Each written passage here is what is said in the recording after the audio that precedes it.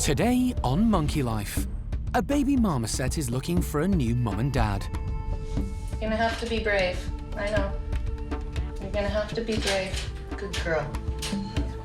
Bachelor chimp Paco is in the wars with an injured toe. I'd cut that whole bit off. And a heart scare. I think that's just going to cause more problems than good. It's not going to ultimately benefit him in any way, is it?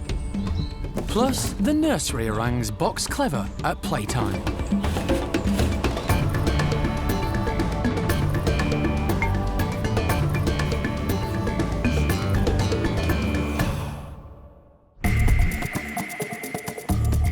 Monkey World in Dorset, buried deep in the English countryside, is the largest sanctuary of its kind on the planet. The team, led by Dr. Alison Cronin, rescue and rehabilitate abused and unwanted primates from all over the world. They're all going to have a chance to live proper lives again. Perfect. The park provides a home for more than 250 monkeys and apes from 20 different species.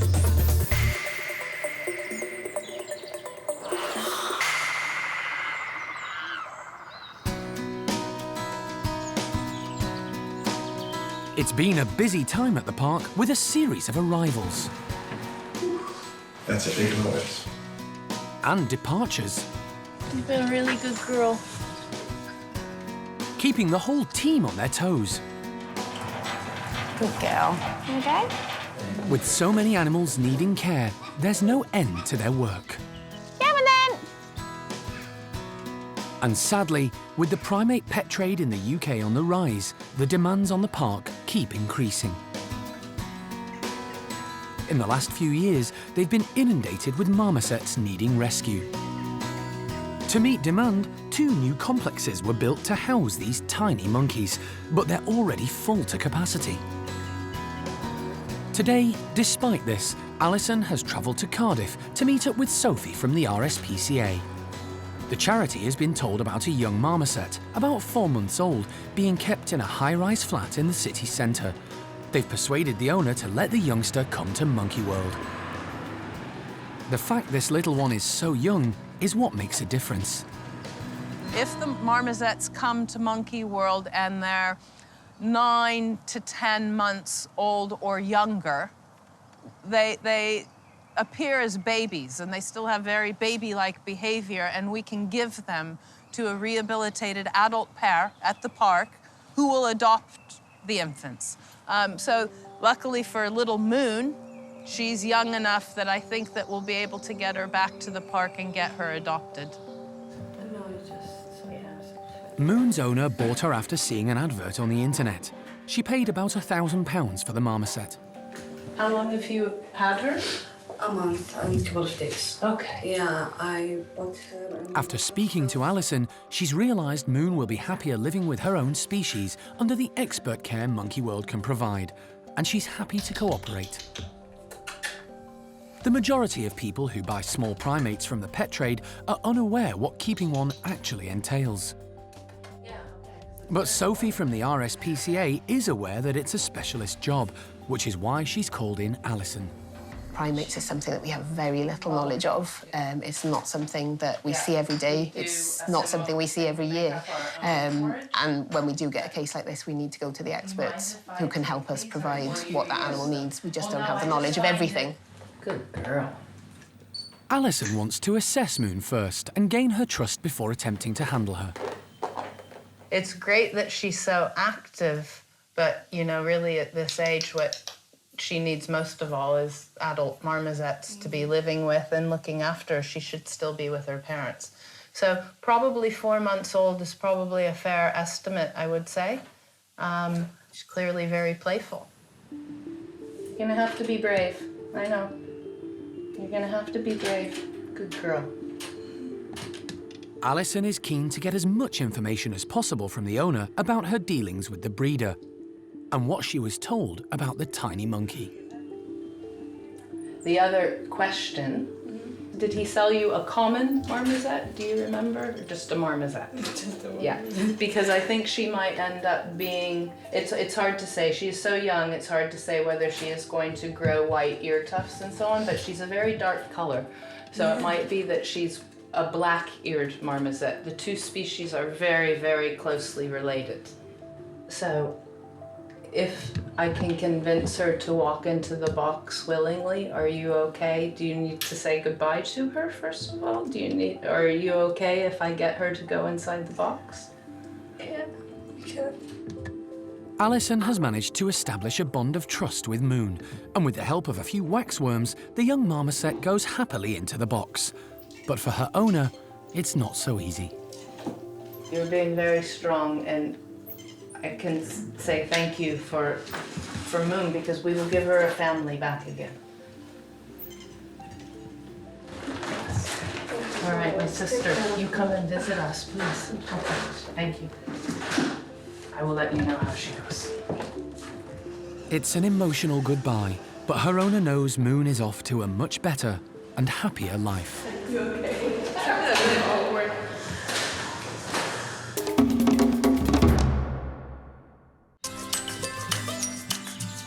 In the last few months, there's been a lot of change at the park's orangutan nursery, especially for the two youngest members, Bulu Mata and Rika. Both arrived at the park as babies and were hand-reared by staff at the park's creche for orphaned orangs. They were carefully introduced to their new Monkey World family, meeting new friends one at a time. And there were high hopes they would all live harmoniously as one group. Unfortunately, those hopes were dashed when 7-year-old Jin, who was born at the park, became too boisterous in the play sessions with the two youngsters. So, for the time being, it's been decided to run the nursery as two separate groups, with Bulu and Rika staying with Oshin and 6-year-old Sylvester, and Xiao Kuai staying with her two children, Jin, and 4-year-old adopted daughter, Awan. For the primate care team, this means balancing the two groups. So while they're keeping one happy inside, the other gets to play outside. Today, at the outdoor enclosure, staff are distributing cardboard boxes filled with sunflower seeds and covered with wood wool, and it's Xiao Kuai, Awan and Jin's turn to have full run. Orangs love a new challenge, and this is a real treat for the youngsters. What child doesn't love a cardboard box? Meanwhile, inside, Oshin's gang of kids have the playroom all to themselves for fun and frolics.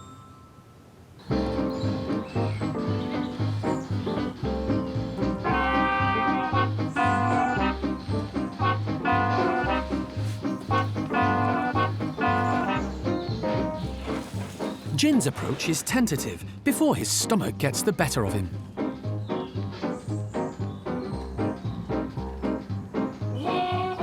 While Xiao Kuai is determined to shake every last seed from the wood wool.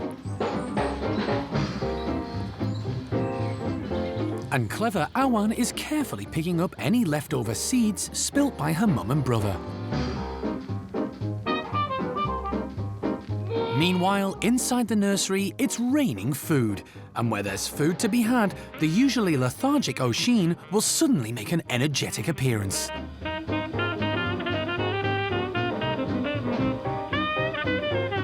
Rika is grabbing her share while she can. Bulu tries to tempt Oshin up to play.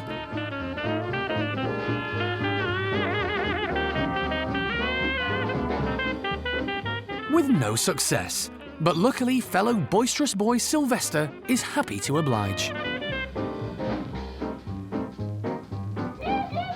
Outside, the boxes have all gone down a storm.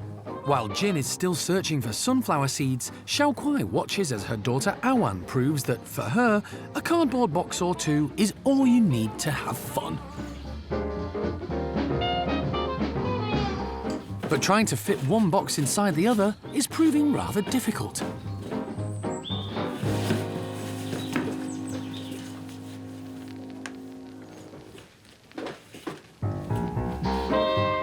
So she makes a cardboard house instead.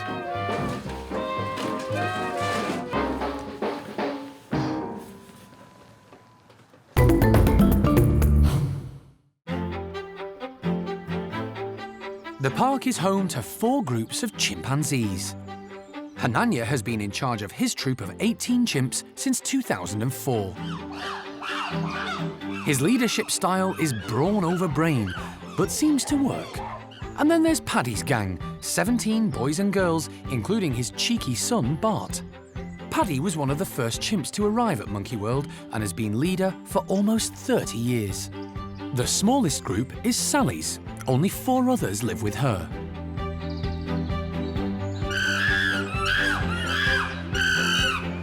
And then there are the rowdy Bachelor boys, 15 males all living together, who like nothing better than playing rough and making a din. Recently, during one of their more boisterous sessions, Paco sustained a nasty injury to one of his toes. Chimps have a relatively high pain threshold and can often carry on with quite substantial injuries, but the usually strong Paco seems to be in pain. More worryingly, staff have also noticed he appears to have had a couple of funny turns recently, and the concern is that Paco may have an underlying heart condition. He needs a thorough health check, so specialist wildlife vet John Lewis has been called in. Because there's been a suspicion raised against his cardiac function, we need to know if that's real or not, because if it is, we can probably medicate to improve things. If it's not, we'll leave him alone. The team don't want to take any chances with Paco, so they've also called in local vet Dave Harding. Dave will perform an ECG plus an ultrasound and also treat the infected toe. If Paco does have a heart condition, John Lewis wants to keep his anaesthetic to a minimum. So rather than perform the procedure in the park's hospital, the team are going to do it in one of the bedrooms at the Bachelor's. I'd rather anaesthetise him in the den, put him up on a shelf where the echo can be conducted by Dave from the local practice, and then if anything happens, we can instantly reverse him, support him down there. We don't have to move him back. We don't have safety issues. We don't have transport issues. So Paco's heart may be absolutely fine, but we're not going to take a chance. Paco has been hand-injected with the anaesthetic by Cara, one of the primate care team. That's okay, cool. With the dosage kept to a minimum, John and Dave need to work quickly to get him intubated and in position so they can carry out both the heart tests and the surgery needed on the toe. Right, let's see if we can get this ECG attached. Hang on. The park's animal director, Jeremy Keeling, is on hand to assist the vets with the procedure. That's better. There you go. You've got a trace there, John. Dave is going to carry out the ultrasound first, but for the test to work properly, Paco needs to be manoeuvred into position. The bedroom's a bit of a tight squeeze, and with time against them, it's all hands on deck. So what we want to try and do is get this bit down there. So we want him sort of lying on his right-hand side, head. Yeah. That's okay, I'm still right there.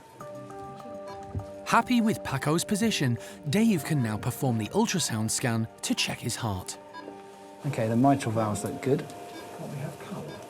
Okay, so that's the aortic valve in the middle, and that's the left atrium down the bottom there. So that looks pretty all right to me. So what we're doing is we're looking at all the heart valves just to check that there's no evidence of any thickening of the valves, suggesting that there's some deterioration in the quality of how they're working, and also to see if there's any leakage of blood across the valves. They all look really quite nice. There's no evidence of any problems there. The heart's contracting nicely. So I'm pretty pleased with the way the heart seems to be functioning. The other thing that we're looking for is any areas where there might be some scarring on the heart, which may suggest some previous evidence of heart damage or in human terms, a heart attack. And we can normally see that as bright white areas within the heart muscle, and it all looks fine. So I'm pretty happy with the overall appearance of the heart. A relief for the team, but Dave does still need to carry out an electrocardiogram, which measures the electrical activity of the heart. There's nothing that concerns me. The heart rate's pretty normal. So I think we can be pretty happy that there's no major heart issue. It's great news for Paco and the team. Finally, Dave takes a look at the injured toe. Might be that needs bits of bone removing. I'd cut that whole bit off. I think that's just going to cause more problems than good. It's not going to ultimately benefit him in any way, is it, having that flap? Decision made, Dave wastes no time in removing what's left of Paco's toe. It's a quick procedure. Hopefully now we've taken that flap off, it'll heal much better.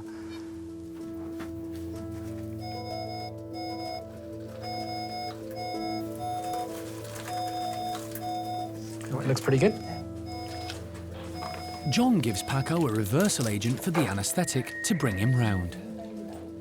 He wakes up looking a bit groggy and wondering what all the fuss is about.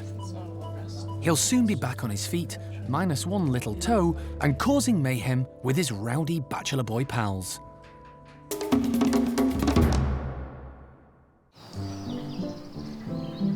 At Tao's enclosure, the primate care team are about to give the capuchins a tasty challenge.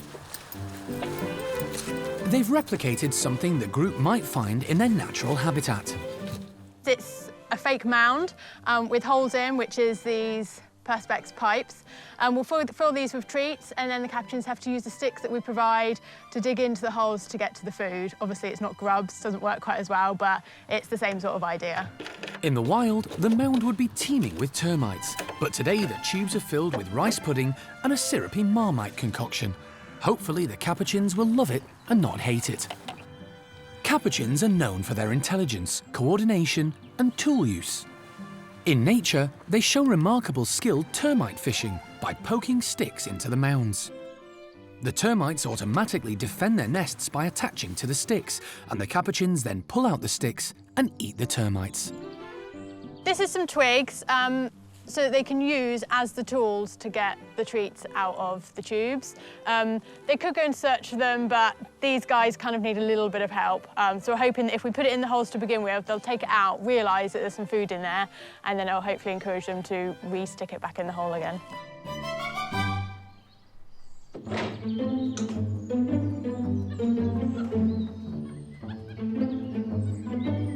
Curious Bubbles is first to take a look at this strange new object. But she ignores the sticks, instead choosing the easy option. Tao's second-in-command, Bruce, is next to check out the mound.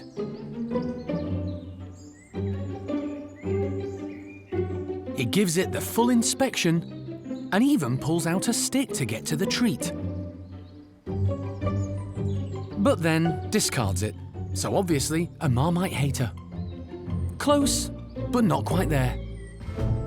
Meanwhile, leader Tao seems more interested in technology than joining in. Once content that the little camera is no threat, he moves on. As leader and protector of 16 ladies, he has his work cut out, though he's not short of admirers, as Daisy and Ruby love to flirt with him. It's left to Debbie to show the rest how it's done. She's quite high in the group's hierarchy and a big favourite with Tao. She's also proving to be highly intelligent. At first, she uses just her hand to claw out the treats, but after stepping back and thinking through the problem, she successfully comes up with a solution. She inserts the stick not just once, but goes back for more and more. Like the others, Debbie came from a lab, but was born in the wild, not captive bred, which may explain her natural ability.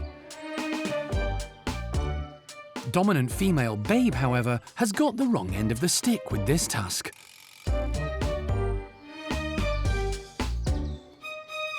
Fifi is doing what capuchins love to do, foraging in the undergrowth for worms and bugs.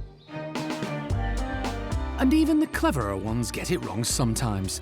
In her enthusiasm, Debbie grabs the wrong end of the stick, but then realises her mistake and is straight back to enjoying the yummy porridge.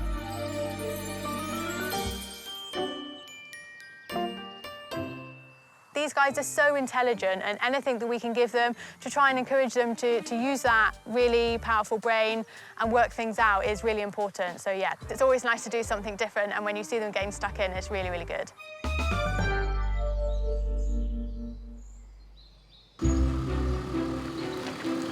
Alison is just arriving back at the park with 4-month-old marmoset Moon, a victim of the British pet trade. The team are hoping that, because she's still a baby, one of the established marmoset pairs at the park will adopt Moon as their own. Hey, little girl. Is she definitely a girl? No. Hello. Determining the sex of a marmoset is always a challenge, but at such a young age, it's almost impossible. It's gonna be a boy, isn't it? It's always a boy. There's definitely a little point. Little girl. Little boy. Little boy. Is that? You think? It is? I am thinking. There's one. It's questionable. At this age, it's really hard to tell whether Moon is a boy or a girl, but we're sort of leaning more towards boy right now. So, hi. Hi, you. I know. She or he's got his blanket in there that has his scent on, but to be quite honest, he's just adapted to the branches and everything really well. So I think he'll be okay in here for tonight. And tomorrow we can start with intros. Once settled, Moon will be introduced to adult pair Solomon and Hazel. Solomon came to the park in 2001, whereas Hazel was born here. Now a happily established pair, the team are hoping that they'll take little Moon under their wing. For now, Karen will keep monitoring Moon and decide when to start the introductions, but it's looking very promising for the little newcomer, even if no one is quite sure whether to address Moon as he or she. She actually looks pretty good. She looks in pretty good condition. Obviously very active, very lively, very confident. Yeah, fingers crossed it all looks bright for him. He's at a good age that we can hopefully do sort out a little family for him.